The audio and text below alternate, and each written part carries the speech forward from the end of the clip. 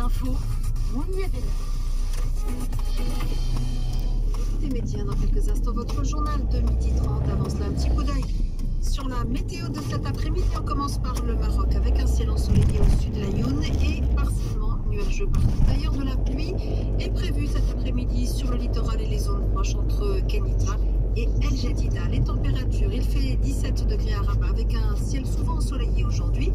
17 degrés également à Casablanca et Saouira, 18 à Tanger, à Marrakech, partiellement nuageux, 21 degrés à Beni Mellal, 22 degrés à l'Aïoun, 23 degrés à Rachidia et Oujda et 27 degrés à Fès avec un ciel partiellement nuageux. Sur l'Algérie, cet après-midi, le ciel est souvent ensoleillé sur les wilayas du nord du pays et partiellement nuageux sur le sud. Clair partout ailleurs avec de la pluie orageuse prévue. Sur l'Atlas bien oriental, il fait 17 degrés à Béjaïa, 18 à Tiaret, 19 degrés à Alger, la capitale, 20 degrés à Constantine et dans cette ville un ciel partiellement nuageux. Un ciel ensoleillé sur Oran, 21 degrés, 22 degrés à Chteb, 25 à Misrata, 33 degrés à Aden. Et puis sur la Tunisie, le ciel est ensoleillé sur le sud du pays cet après-midi et partiellement nuageux partout ailleurs. Il fait 16 degrés à Monastir et Sousse, 17 à Sfax, 18 degrés à Tunis où c'est souvent nuageux aujourd'hui, 20 degrés à Tabarka et 23 à Dozer. Vous écoutez Média, le journal de 12h30, c'est avec Christophe Godino.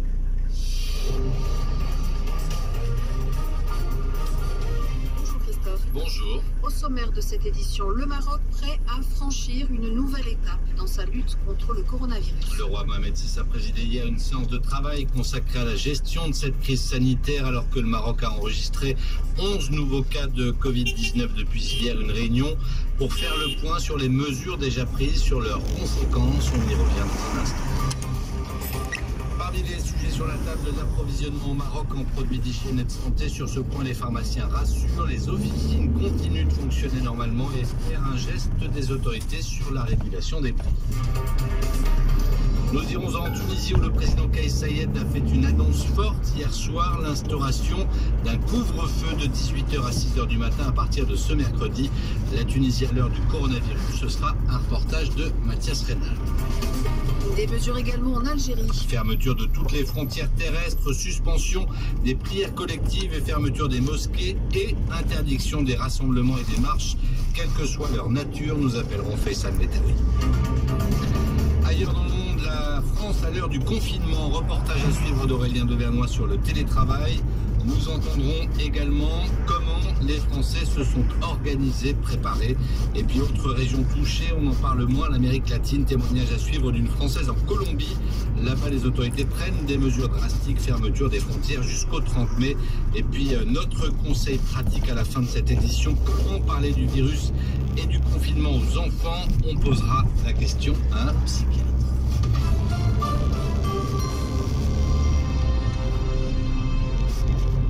Nouveaux cas de coronavirus au Maroc, 11 depuis hier, qui porte le nombre total dans le royaume à 49 cas, dont 2 décès. Et dans son communiqué, le ministère de la Santé invite chacun à respecter les règles d'hygiène et de sécurité sanitaire, ainsi que les mesures prises par les autorités, la lutte contre l'épidémie, la gestion de la crise au cœur d'une séance de travail présidée hier à Rabat par le roi Mohamed VI. Bonjour Florence Blanc. Bonjour Christophe. Il s'agissait donc de faire le point sur l'évolution de la situation et sur les mesures mises en place. Et le souverain s'est tout d'abord informé de la situation sanitaire auprès du ministre de la Santé à propos de la capacité d'accueil des établissements de santé, mais aussi s'informer sur les mesures prises pour répondre aux besoins, par exemple, en produits de désinfection, bien sûr en médicaments. Alors sur la base de ce constat et pour augmenter les capacités du système sanitaire, le roi Mohamed VI, chef d'état-major des forces armées royales, a donc donné ses hautes instructions à l'inspecteur général des phares pour mettre à disposition, en cas de besoin, évidemment, des structures de santé équipées. Ensuite, il a été question des dernières dispositions prises pour limiter la propagation du virus, notamment la fermeture des espaces aériens et maritimes. Il y a aussi l'annulation des rassemblements, la création d'un fonds spécial, la fermeture des écoles, des universités, la suspension des audiences ou encore la fermeture provisoire des mosquées et de certains espaces publics. Dans ce contexte,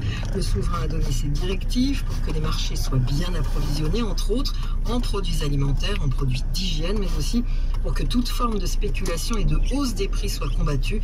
Enfin, le roi Mohamed VI Christophe a donné ses hautes instructions pour prendre toutes les mesures nécessaires et se préparer évidemment, si besoin, à une nouvelle étape dans la gestion de l'épidémie. Et en attendant cette nouvelle étape, merci Florence, un mot du fonds spécial mis en place pour la gestion de la pandémie. Les contributions se multiplient, personnalités, parlementaires, ministres, grandes entreprises ont fait des dons, parfois extrêmement conséquents. Sachez qu'un compte bancaire spécial dédié à la réception des dons par les personnes physiques ou morales a été ouvert par le ministère de l'économie, des finances et de la réforme de l'administration. Parmi les inquiétudes de la population, Christophe, l'approvisionnement des pharmacies, la disponibilité des produits d'hygiène et leur prix. Et sur ces points, les pharmaciens se veulent rassurants. Les officines vont continuer à fonctionner normalement, quitte même à augmenter les pharmacies de garde. Sur les produits d'hygiène type masque et gel hydroalcoolique, écoutez, Souad Moutawakel, c'est la présidente du conseil régional de l'ordre des pharmaciens du Sud. Nous avons tiré la sonnette d'alarme très tôt, demandant l'intervention pour assurer la disponibilité de ces produits d'hygiène, pour assurer un prix raisonnable, accessible aux citoyens, mais pour les préparations de gel hydroalcoolique, pour pouvoir nous aligner au prix fixé, il va falloir que l'État fasse un effort. Pour que le litre de l'alcool qu'on utilise comme base pour ces préparations, il faut que l'État supprime toutes les taxes et frais sur le litre d'alcool qui passe de 24 dirhams et qui est reçu dans les pharmacies minimum à 139 dirhams le litre. Donc, il faut qu'on s'entraide tous. C'est pas le moment de faire du bénéfice. L'urgence, c'est de contrer cette pandémie avec les mesures d'hygiène nécessaires et donc la disponibilité à des prix accessibles au niveau des pharmacies s'impose. Voilà des propos recueillis par Ayman El Ahmad. Voilà pour la situation au Maroc. À suivre dans votre journal du Maghreb Mounia, l'inquiétude des ressortissants français non résidents qui se trouvent toujours au Maroc et qui attendent de rentrer en France. Certains se sont rassemblés hier devant plusieurs consulats généraux, notamment à Tanger. Témoignage à suivre juste après 13h. Et direction la Tunisie. À présent, la Tunisie qui passe, elle aussi, à la vitesse supérieure en matière de prévention de la pandémie. Afin de limiter la propagation du coronavirus, le président Kais Saied a annoncé hier soir l'instauration à compter d'aujourd'hui d'un couvre-feu. Mesure de 18h à 6h du matin. Les frontières terrestres, maritimes et aériennes sont fermées jusqu'au 4 avril au moins. Le chef de l'État appelle aussi ses compatriotes à respecter les consignes après l'annonce ces derniers jours de la fermeture des écoles, mosquées, hammams, tribunaux et de l'interdiction des fêtes et événements sportifs. Les cafés et restaurants baissent le rideau à 16h depuis quelques jours. Dans ce contexte, les pharmacies tunisiennes sont très sollicitées. Le reportage à Tunis de Mathias Reynal. S'il vous plaît, éloignez-vous les uns des autres et éloignez-vous de la porte. Voilà comment Sama organise sa pharmacie. L'endroit voit passer des centaines de clients chaque jour. Ce mardi, ils ont encore dévalisé ses stocks. On a été livré à 16h et on a déjà des demandes par téléphone. Les gens achètent pour les personnes âgées, les enfants. Et ça fait longtemps qu'on vend, depuis fin février. Sur le boulevard, pas très loin, Inès, la trentaine, elle porte masque et gants chirurgicaux. Il y a des Tunisiens qui prennent les choses au sérieux, mais il y en a beaucoup aussi qui en font des blagues. Ils sont inconscients. Et il est vrai qu'à Tunis, peu de choses ont changé ces derniers jours. C'est vrai, on voit plus de masques dans les rues, la ville s'endort peut-être un peu plus tôt que d'habitude, mais les tramways sont toujours bondés. À Tunis, Mathias Reynal pour Midi 1. Et rappelons que le bilan en Tunisie s'élève à 24 cas, en majorité venus de France ou d'Italie. Aucun décès pour l'instant n'a été enregistré. En Algérie, le nombre de cas s'élève désormais à 67, dont 5 décès. Là-bas aussi, le chef de l'État s'est exprimé hier soir. Et il s'agissait aussi pour le président Abdelmajid Tebboune de taire les critiques sur la lenteur de la réaction des autorités. Le chef de l'État a annoncé hier toute une batterie de mesures pour éviter la propagation du coronavirus. Faisal Medaoui. Il s'agit notamment de la fermeture de toutes les frontières terrestres et de la suspension de tous les vols et liaisons maritimes, sauf pour le transport des marchandises. Tebboune a annoncé d'autres mesures. Les manifestations et les rassemblements sont interdits quel qu'en soit le titre ou la forme. Tout endroit soupçonné d'être un foyer de l'épidémie sera fermé. L'exportation des produits alimentaires ou pharmaceutiques stratégiques est désormais interdite jusqu'à la fin de la crise afin de préserver le stock stratégique national. Tebboune a appelé les Algériens à ne pas céder à la panique. Parce que la situation est sous contrôle. Tous les appareils d'État sont utilisés pour affronter toute situation. Il n'y a aucune raison pour stocker des produits alimentaires ou de croire les fausses informations et les rumeurs. J'ai donné un ordre pour poursuivre tous ceux qui propagent des fake news pour les punir. Alger, Faisal Metawi pour Midi 1. En Europe, les mesures de confinement se multiplient. Ouais, le confinement qui entre en vigueur aujourd'hui en Belgique et ce jusqu'au 5 avril. On attend ce soir une annonce forte en Allemagne, puisque la chancelière Angela Merkel prévoit une allocution solennelle en France. Deuxième jour de confinement ce mercredi, les Français appelés à rester chez eux et à ne sortir qu'à de très strictes conditions. La vie sociale entre parenthèses pendant quelques temps, apprendre à vivre autrement, redécouvrir peut-être le plaisir de la lecture et puis apprendre aussi à travailler autrement, travailler à distance depuis chez soi, une pratique conseillée par les autorités quand c'est possible. Le télétravail en France est un reportage à Paris d'Aurélien de Vernois. Salut, ça va toi? C'est bizarre là, que t'as pas trouvé le fichier pour Winter Spirit. Pour Ayou, le travail c'est désormais par téléphone, mail ou messagerie instantanée.